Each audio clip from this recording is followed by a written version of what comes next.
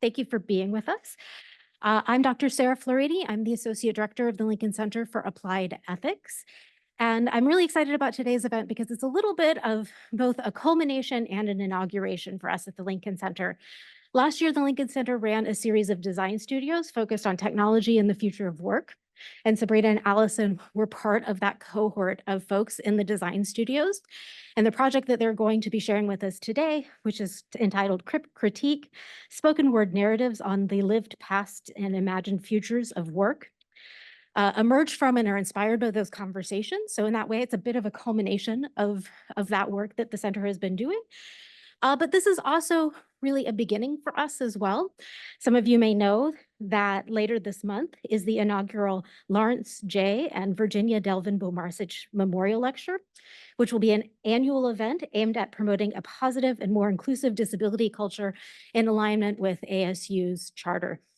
And so this also seemed like a really beautiful moment of two streams of research and work that we've been doing at the center coming together. And so it made sense and was a great opportunity to have Sabrina and Allison come here and present their work as part of our Humanities Week event. So without further ado, allow me to introduce our guests. Sabrina Amal, I'm sorry, I just totally butchered your name. I'm looking right at it. Sabrina Ali Jamal-Eddine, PhD, BSN, RN, i.e. lots of degrees, is an Arab disabled queer woman of color, spoken word poet, disability justice scholar activist, and interdisciplinary nurse scientist based in Chicago.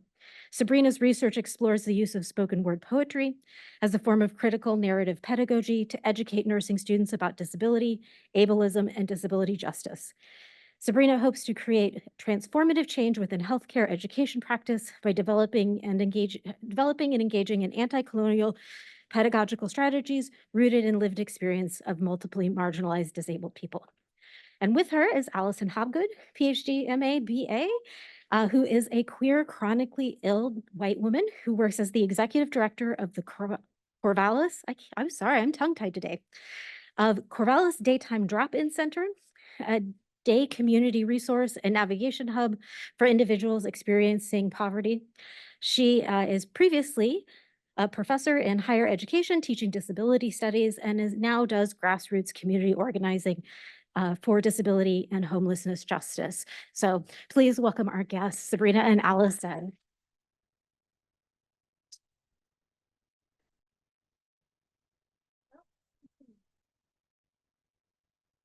All right. Hello, everybody. Thank you for having us here. Shout out to the Lincoln Center for organizing everything and sponsoring this project. Thank you for those lovely introductions. Yeah, so we are going to be doing this project and speaking about what we worked on. I am going to start by doing a poem that will just open the floor up on ableism and disability and my experience with disability, so that it'll contextualize the poem that I did through the Lincoln Center and birthed out of the project that we got to work on in the design studios. So this one, I wrote this older one like 5 years ago. It's called I Wish I Knew How It Would Feel to Be Free. Yeah, so I'm just gonna do this and then we're gonna pass it along to Allison to share her part of the project, and then we will finish it off with the spoken word poem that I wrote based in the design studio work. So yeah, just gonna, yeah. Yes, then Q&A. So yeah, any questions that you have, we're open for anything. Yeah, please go do anything you need. So in terms of an access copy for the lyrics of this poem, it's on the website that you registered on this link for. But you can totally just shut your eyes and listen, or however you like spoken word poetry. Okay. All right. And just content warning, it's going to be talking about ableism, medicalized violence, and spoken word poetry gets like loud and quiet. So audio warning on that. Okay.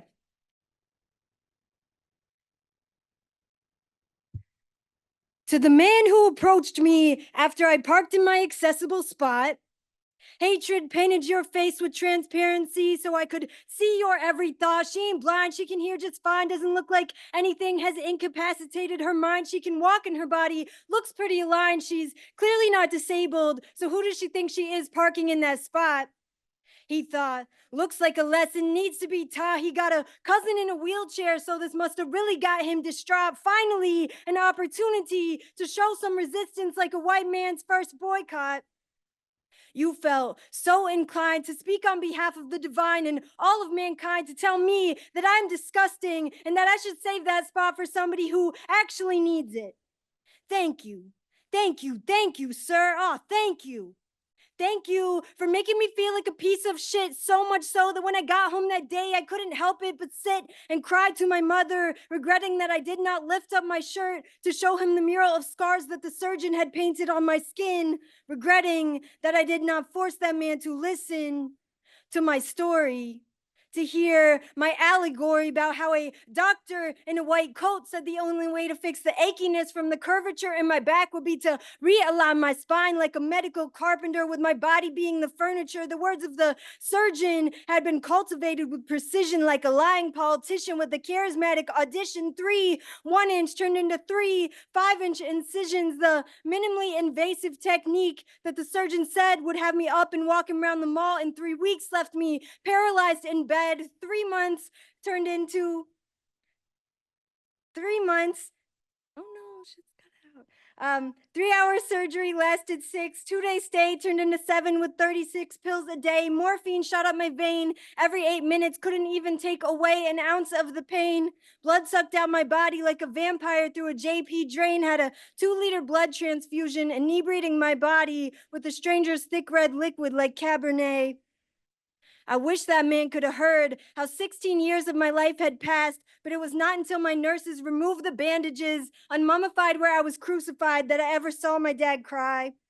I woke up from the anesthesia on a midazolam high, asking why does it hurt to breathe? Lie after lie had escaped through the crevices between that surgeon's teeth. In literature, it's called sarcasm when you say the opposite of what you mean.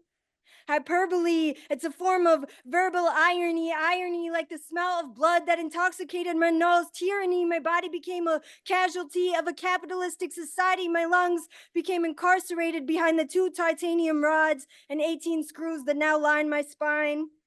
They became the bars of my body's jail cell, where every breath, even shallow ones, felt like someone was using a knife to scrape out my flesh. I wish I knew how it would feel to be free. I wish I could break all the chains holding me. I wish I could say all the things that I should say.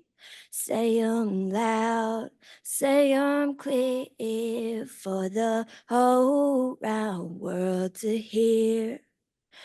I wish that man could have heard how 6 months after my surgery, over 500 lawsuits broke out against the surgeon, revealing that he had been purposefully messing up patients' backs, performing double to triple the amount of surgeries, attaining big-ass money stacks, funding mansions with private cul-de-sacs and Cadillacs, and hospitals were silent because, man, oh man, did they love those kickbacks, sit back, but house arrest gave the surgeon a panic attack, so he fled the country on a private jet to save his own ass.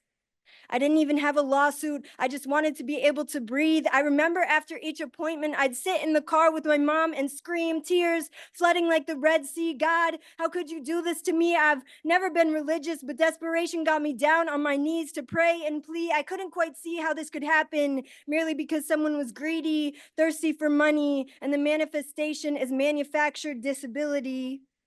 In summary, I took a year off to get a revision surgery, had everything taken out and put back in properly. And the minute that I got out, it no longer hurt to breathe, unincarcerated underneath, but still suffocated by society's misperception of non-apparent disability whenever that part of me sneaks into the realm of visibility based on the services I still need. I just hope you listen before you judge the pain that you can't see and understand that conversation about identity is a much more effective means of getting answers than trying to see the unseen. I wish I could share all the love that's in my heart.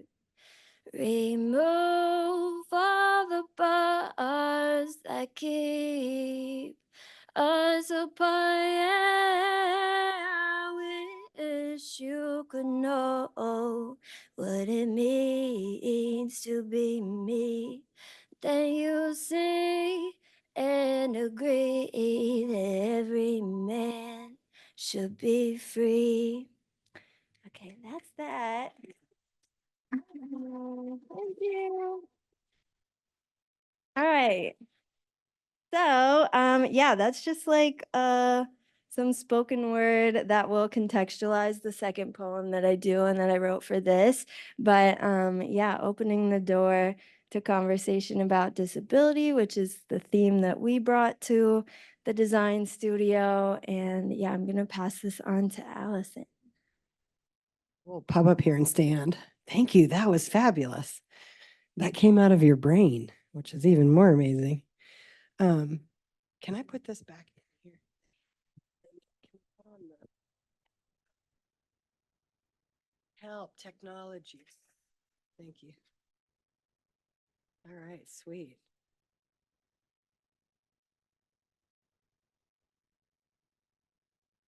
Perfect. And it should just roll. Yeah. Okay, let's hope so. If it doesn't, we'll nudge it somehow. It's supposed to be on a timer. All right, let me get this mic'd up. How's that? Are we good? Okay. Hi, I'm Allison Hobgood. I work as the executive director of the Corvallis Daytime Drop-In Center, also known as CDDC. And the center is a day resource and navigation and resiliency hub for people who are experiencing poverty in the mid-Willamette Valley in Oregon. And some of the linkage here just up front to Sabrina's poem that she just offered for me is around the way that, let's say, folks who didn't win a lawsuit about their back and could never work again in conventional ways are now folks who we serve at the center because they are experiencing homelessness. We're all this close from being homeless, and there are a lot of circumstances and confluences that come together to bring people into poverty. And so my work is thinking about intersections of disability and poverty. And I'll say a little bit about the Drop-In Center just to tell you kind of what it is, and then more about the social justice project that we worked on together at the center with our guests there too. So first though, another shout out, huge thanks to all of you for being here and my wonderful colleagues at ASU. What an opportunity to be here. Thank you, Sabrina, for making this possible. Sabrina was the instigator of all the shenanigans that happened. So I feel really, really honored about that. I'm always jazzed to talk to folks about my commitment to the humanities and to disability justice, my path to the incredible organization where I work now. It's really cool to be part of Humanities Week, the start of everything that Sarah was mentioning. Thank you to the Lincoln Center of Applied Ethics. And this talk that's going to be next week on Monday is my friend Brenda and another friend Rosemarie who's going to be here. You should go to that talk. So put it on your calendar. It's going to be great.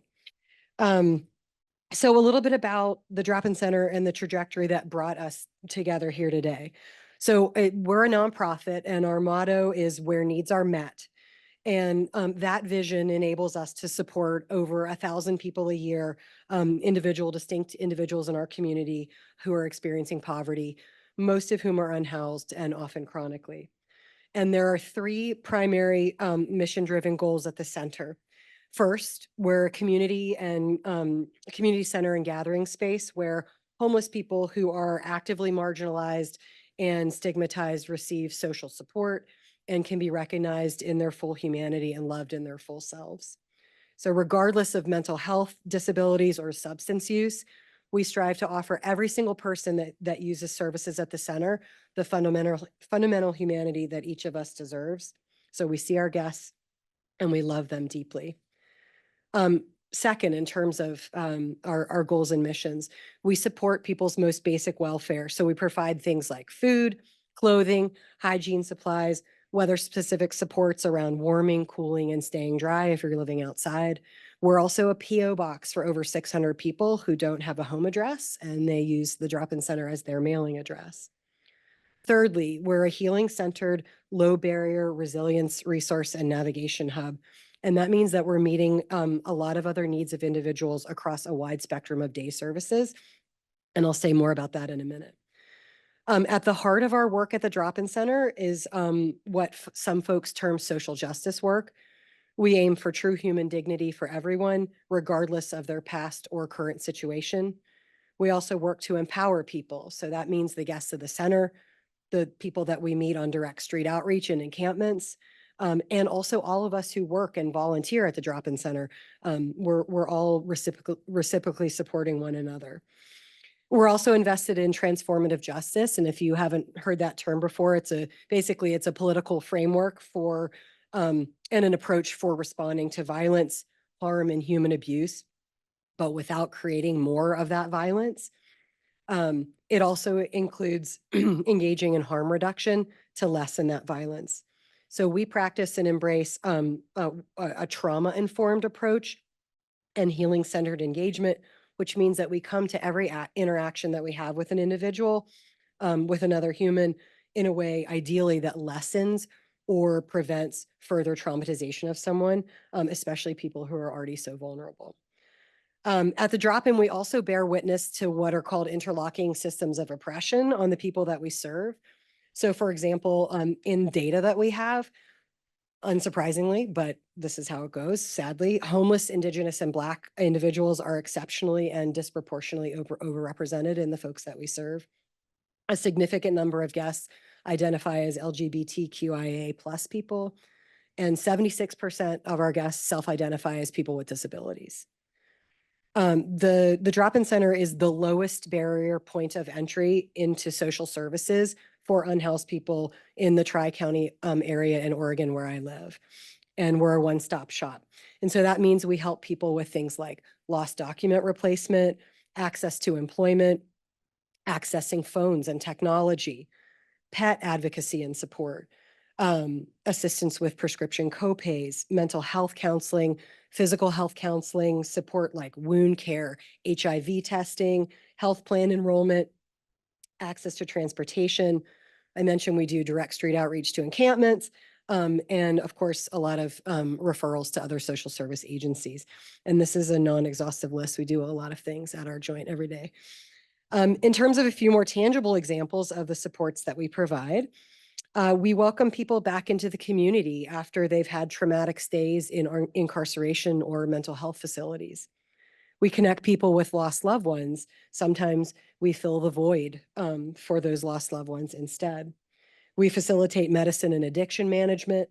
We accompany guests to doctor's appointments and the ER. We paint, we draw, we sing, we eat together, we hug a shit ton, and we show each other compassion and peer-to-peer support. At the center, fundamentally, we try to create care and belonging for people who have been cast out and told that they don't matter in a world and a nation that's currently set up specifically to fail them. Or as one of our guests puts it, I think better and so beautifully, and this is, again, their words, people need to be more human. There are wolves out here.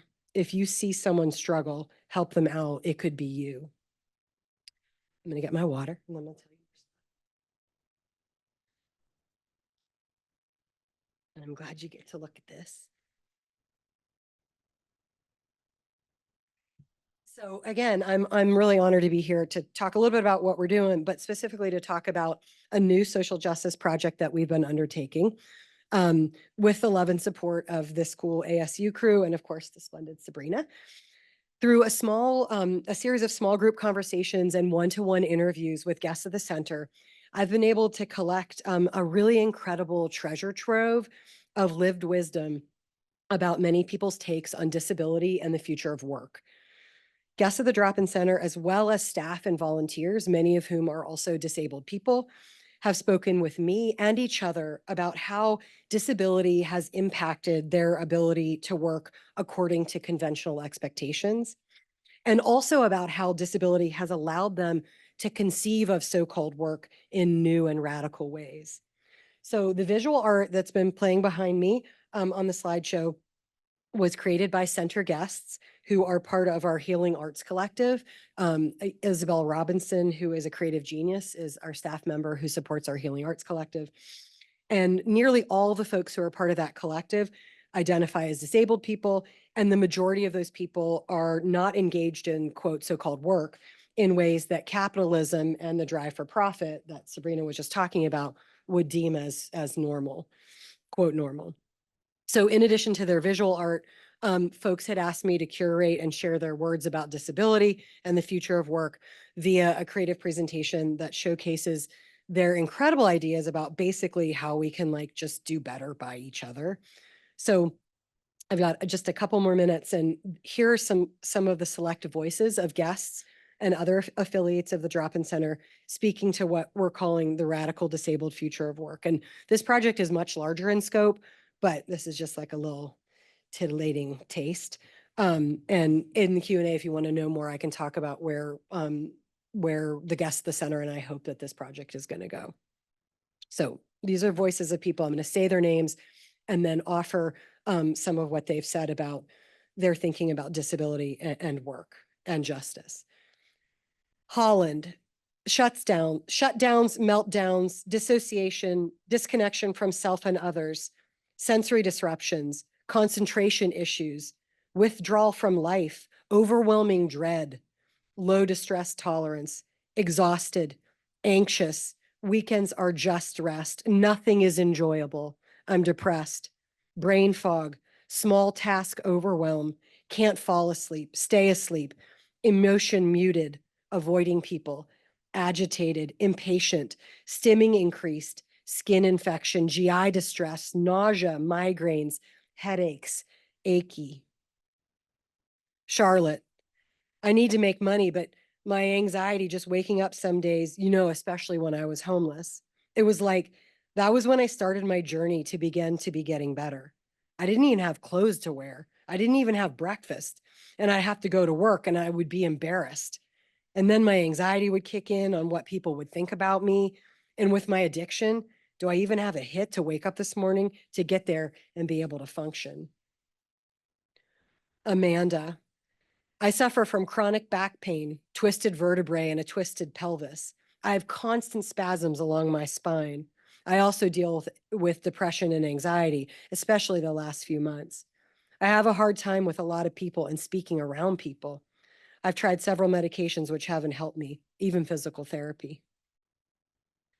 Stefan, what I've experienced in the mental health system is there's a need for intervention sometimes with individuals who are having a strong emotional breakdown or emotional impulse on their psychology. They just can't bear the ferociousness of the emotions. I'm familiar with that. And I think the intervention, it was really awful. But nevertheless, I went through it. Mandy, I advocated for myself to get on disability back in 2017 when I was not able to function in life at all. I needed help cooking meals, taking care of myself, basic needs I was unable to meet, which meant that I was unable to work. The initial process of applying for disability was an ego blow, to be honest. The most difficult part about that transition was knowing that I'm really smart and really capable, but I can't hold a job making sandwiches or filing, like very simple tasks. So the way that our society is structured is that I felt like I didn't have any value as a person. Megan, your requirements are shutting out the very people you claim you want to see. Charlotte, practicing sobriety is the hardest thing that I have ever done. Holland, being valued for my ability to see the world differently, being punished for advocating for doing things differently. Amanda, when they asked during my Social Security disability hearing about my drug use, and I explained that I've been clean for 3 years, they asked, quote, so there's been no relapses since 2021, like they expected a relapse. At least that's how I felt. It feels as though they already have an image of you before the process starts. Holland and Megan. Disability is being hypervisible and invisible at the very same time. My failures are amplified and used to discredit my successes. My successes are diminished and used to cast doubt on the legitimacy of my failures, being too much and not enough. You don't look disabled. My nephew's autistic and he can do fill in the blank. My niece is autistic and she doesn't need to do fill in the blank. ADHD isn't a real disability. Drug addicts lie to get meth. You're sick again. Mandy, the word disability is a word I've stopped using, to be honest. I don't feel like I'm anything. I'm able to do. I'm not able to work in a way that's conventional, that society says I need to work.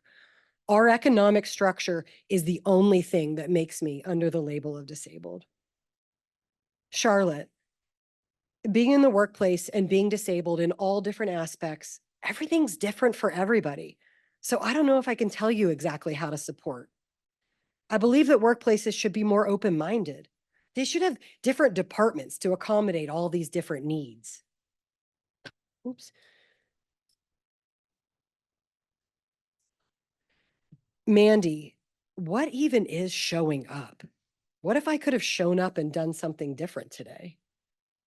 Holland, quote, that's enabling them. Quote, don't enable him. Quote, you're just an enabler. Yeah, sue me.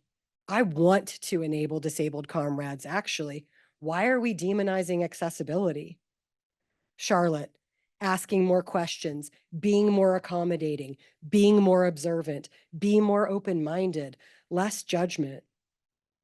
Mandy, we structure ourselves around what do you do? And I'm like, I don't do anything. Just being is success. Disability is about living my best life. Stefan, we start somewhere. Thanks. Okay. Thank you, Allison. Yeah, so you can see how like disability is inseparable from work. So the entire conceptualization of disability is the inability to produce labor normatively. So you can see how all of those people were pushed out of the workplace and into homelessness by not having their disabilities accommodated for. So when you are rethinking or reimagining the future of work, you need to be centering disability in it, and the lived experiences of disabled people. So yeah, this poem is the one that is rooted in the design studios that we participated in. So I drew a lot of concepts from that, and it is based on my lived experience with ableism in nursing education. So I did my undergrad double major in nursing and women's gender and sexuality studies, and I experienced a lot of ableism and being pushed out of work based on having a disability. So I talk about that in this poem, and then towards the end of the poem, I talk about like reimagining work. And disability justice is really important to center in it. So disability rights often centers white, economically privileged disabled people, so who has access to file a lawsuit, who is, so then within like disability justice, it centers multiply marginalized disabled people who are not economically privileged, also like incarcerated folks, undocumented people who are often marginalized within disability rights movements. So this poem draws from a disability justice framework. And then through this project, we got to fund a deaf poet to do an interpretation of the poem. So I'm just gonna play that in the background here. So yeah.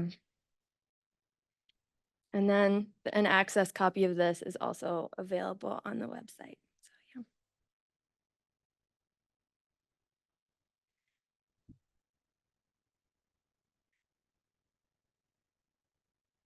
I'm coming out.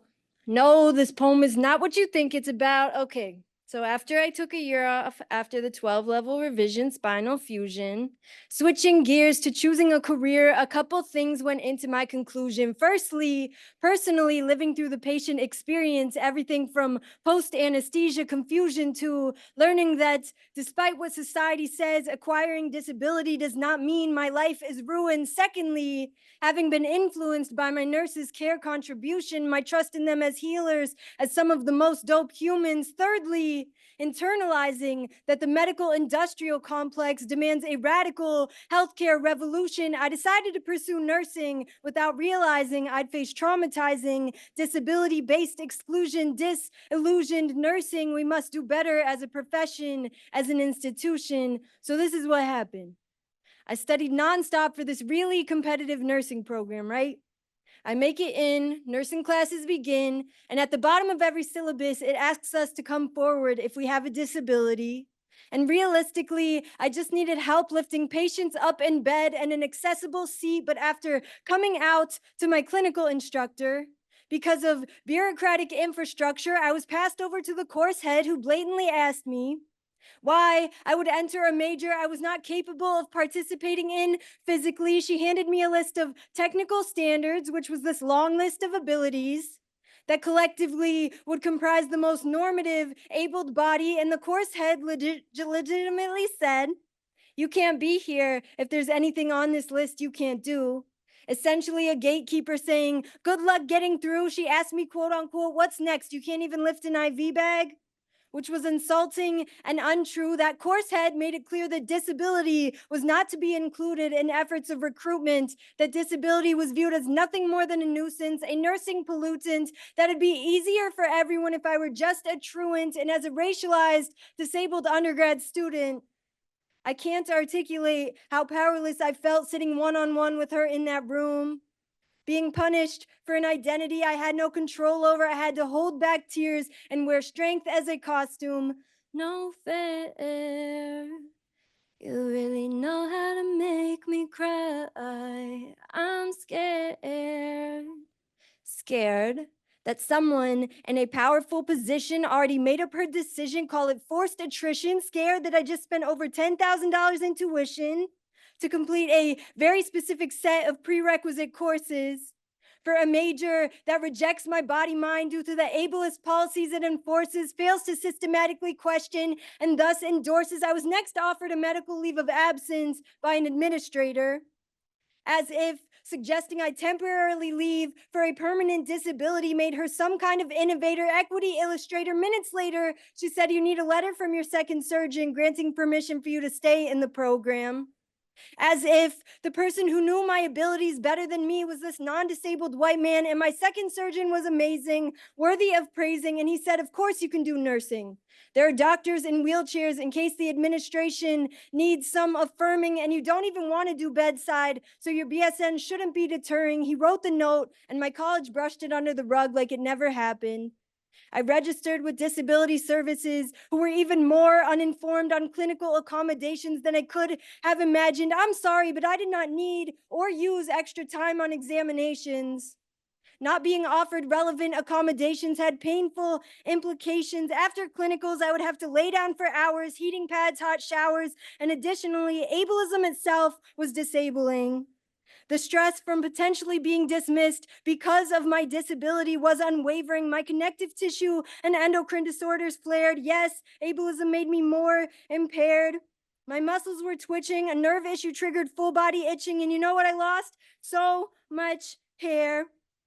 There are physical repercussions to constantly being subconsciously scared. We need to do better as a profession that claims trust and care. Dear institutions, you break trust when you punish us for confiding, create safety in silence and hiding. When an institution abandons a disabled person who is most often labeled the burden, deficit actually rests in institutions that fail to generate innovative solutions didactically or clinically. What if workplaces resisted politics of disposability, went beyond accommodations to address how unjust labor conditions produce disability mentally and physically? Crip lived experiences can transform academia and industry. They can teach us how to make disability more livable. Our survival is critical, and also teach us how to design communities and spaces, identify opportunities for changes so that we do not unjustly manufacture impairment. Let me be transparent. We must demand flexibility, fill institutional gaps through access, intimacy, cross-identity, solidarity, learn to trust radically, like, excuse me, but people only use accommodations they need, actually. I've got to show the world all I want to be and all my abilities. Somehow I'll have to make them. Just understand I got it well in hand, and oh, how I have planned. Despite gatekeepers who exclude and reprimand, disabled people will always have more expertise about our own needs and capacities than any doctor, boss, or faculty. And one day, disability shaming will cease, so that instead of coming out, we can just be. Okay, that's that poem. All right. Thank you both so much. That was beautiful. We're going to transition to some question and answers, and we have the Zoom pulled up for anybody that needs to use that to ask questions of our speakers. But anyone here that would have a hand raised, I'll run around with a mic. I'll pass it off. You're welcome. If you have to roll, have a great afternoon. Thank you for being here. Thank you to the entire class that showed up in person to come see Yes. this. Go tell the world. All right. Yeah. Thank you guys. That was fantastic. Really interesting. One thing I wonder about with,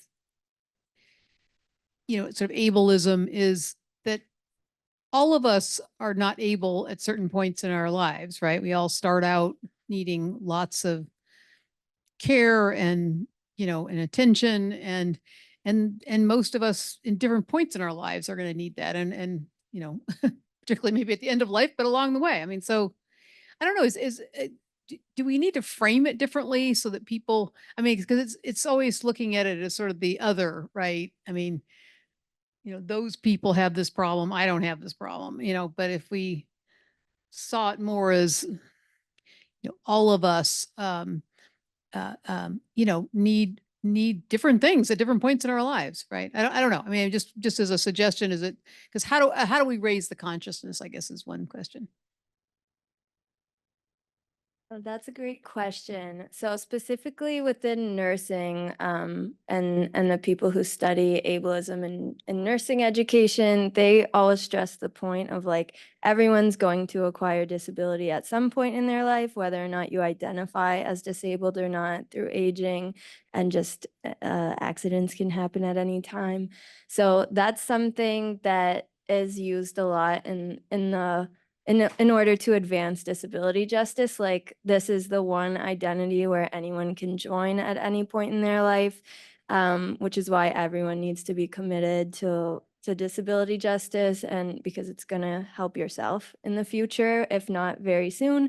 So that is something, framing it's a way that helps. And then also just the way that work produces disability for a lot of people is something that's not talked about a lot, especially within, like, disability rights, like how we acquire our disability or end up needing extra care work is something that a lot of times isn't talked about. So yeah, I definitely think centering it through that approach is effective and important. Yeah. I'm just trying to figure out how to use this pen, but that's all right. We'll figure it out later. Yeah, great question. I know that. You also just made me think about, I think we can, and I believe in the world and I believe in transformational change, but ableism is working in tandem with patriarchy and white supremacy. I mean, there are so many capitalism, there are so many systems invested in perpetuating the shit that, the work to do the framing is even more direly, the reframing is more direly important, because those systemic pressures and the way that they're sitting parallel to one another or interlocking with one another makes it feel so impossible to even reframe. You also made me think a little bit about the concept of universal design for inclusion, which I think is just like, right, everybody. I mean, you take folks who are the most expert in being multiply marginalized in so many ways. You design every single space in the entire world for them, and everybody else wins. I mean, it's just so all of a sudden we're like, oh, people using wheelchairs need curb cuts. And then skateboarders are like, this is rad. And people pushing baby strollers are like, that really helps me. And, so I think some of the leveling around like these aren't accommodations for otherness. They're ways of redesigning both philosophically and materially the world, and then it's a win for everybody. So yeah. Amazing, ladies. Thank you both. It sounds like you have a unique situation at the drop-in center where you're bringing your expertise to that scenario. I'm curious on your thoughts about how to take that model and use it elsewhere to sort of take some of the unique successes you're having and apply them more broadly. Yes, thank you. And actually, I want to ask that question to you first, because I think the same question applies, like how, which is about scalability or replicability. Like, how can you take something that's happening institutionally, radicalizing, that sounds like a bad thing, but nursing programs, right? How can you take this unique creature that is the community at the drop-in center and make it better in the world? So you go first.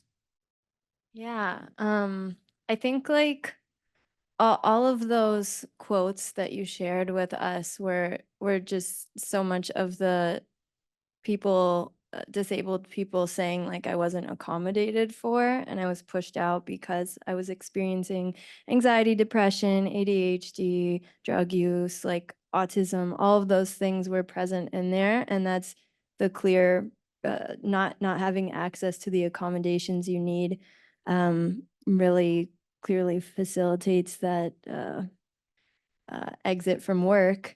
So I would say bringing these justice approaches and radical accommodation processes to institutions that are in charge of people maintaining their jobs and work is really important. Depathologizing disability. So like there was one quote that you shared about someone saying like, I don't identify as dis anything. And that's like, that there's a pathologization of disability, that disability is a bad thing. That's why a lot of people are afraid to use the word disabled. And then within the disability justice community, there's like a really big reclaiming of the word, saying, I don't say I'm a person with Arabness or a person with queerness, therefore I can say I'm a disabled person as well. Like we don't need, so it's working really hard to depathologize disability.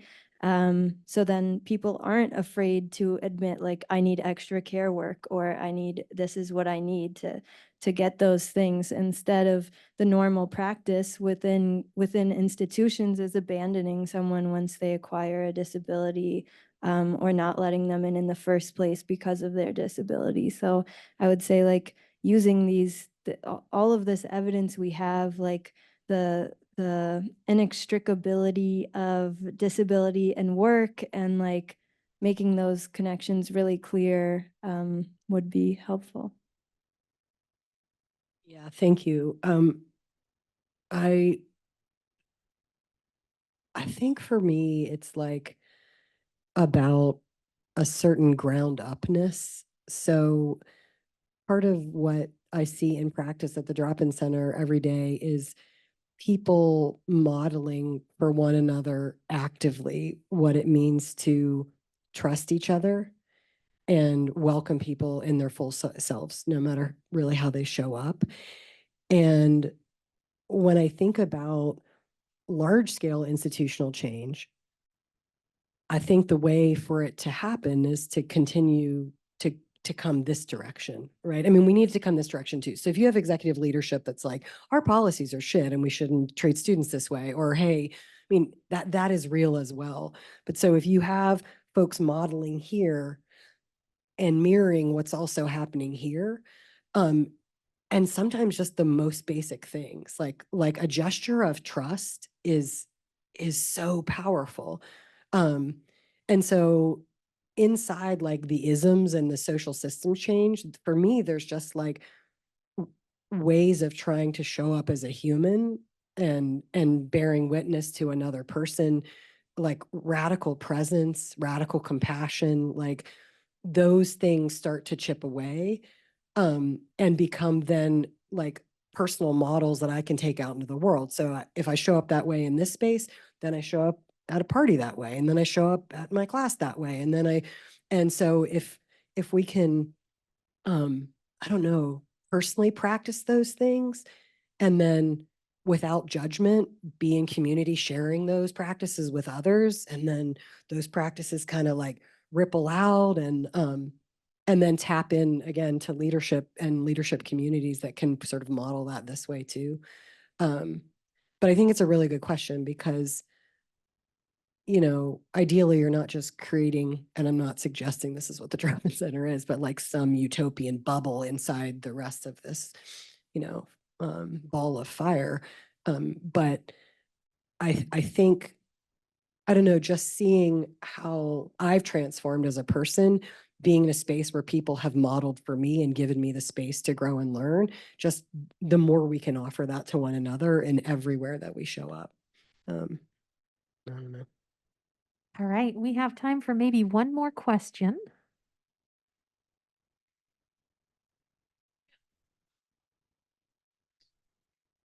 So who or what other organizations or other disability leaders have you looked at to kind of build your model and understanding of disability?